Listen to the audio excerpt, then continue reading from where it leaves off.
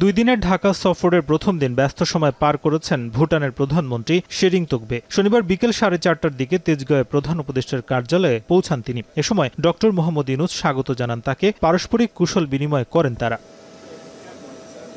পরে দ্বিপক্ষীয় বৈঠকে মিলিত হন। দুদেশের সমস্যা, সম্ভাবনা ও স্বার্থ সংশ্লিষ্ট বিভিন্ন বিষয় নিয়ে আলোচনা হয়। পারস্পরিক সহযোগিতার মাধ্যমে বন্ধুত্বপূর্ণ সম্পর্ক আরও এগিয়ে নেয়ার কথা জানান ডক্টর মোহাম্মদ ইউনূস ও শেরিং তোকবে। Bangladesh and Bhutan share a friendship that is deep and enduring. Bhutan's historic decisions to be the first country to recognize our independence remains a timeless gesture of solidarity, one that continues to guide our relationship more than 5 decades later. Excellency, the relationship between our two peoples also rooted in our shared history and culture. বৈঠক শেষে শেরিং তোকবে ও doctor Mohammad ইউনূসের উপস্থিতিতে বাংলাদেশ ও ভুটানের মধ্যে স্বাস্থ্য সহযোগিতা এবং internet সংযোগ নিয়ে দুটি সমঝোতা স্মারক সই হয়। বাংলাদেশের পক্ষে স্বাক্ষর করেন স্বাস্থ্যসেবা বিভাগের সচিব মোহাম্মদ সাইদুর রহমান ও ডাকরেলি যোগাযোগ বিভাগের সচিব আব্দুন নাসের খান।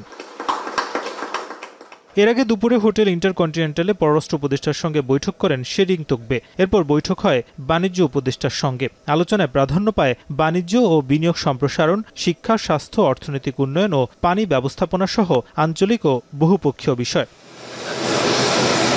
বাংলাদেশের অন্তর্বর্তী সরকারের প্রধানের আমন্ত্রণে শনিবার সকাল 8:30টায় শাহজালাল আন্তর্জাতিক বিমানবন্দরে পৌঁছালে প্রধান উপদেষ্টা ডক্টর মোহাম্মদ ইউনূস তাকে স্বাগত জানান। দেয়া হয় লাল গালিচা, সংবর্ধনা ও গার্ড অব অনার।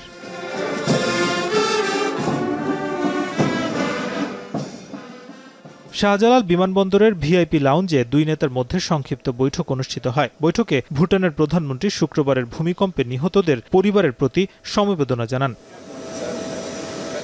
বিমানবন্দরের আনুষ্ঠানিকতা শেষে সাভারে জাতীয় স্মৃতিসৌধে মুক্তিযুদ্ধের বীর শহীদদের প্রতি শ্রদ্ধা নিবেদন করেন ভুটানের প্রধানমন্ত্রী। রোববার বঙ্গভবনে রাষ্ট্রপতি মোহাম্মদ শাহাবুদ্দিনের সঙ্গে বৈঠকের কথা রয়েছে শেরিং তোকবের। সফর শেষে 24 নভেম্বর ঢাকা ছাড়বেন শেরিং তোকবে। নাজমুস সাকিব, এখন, ঢাকা।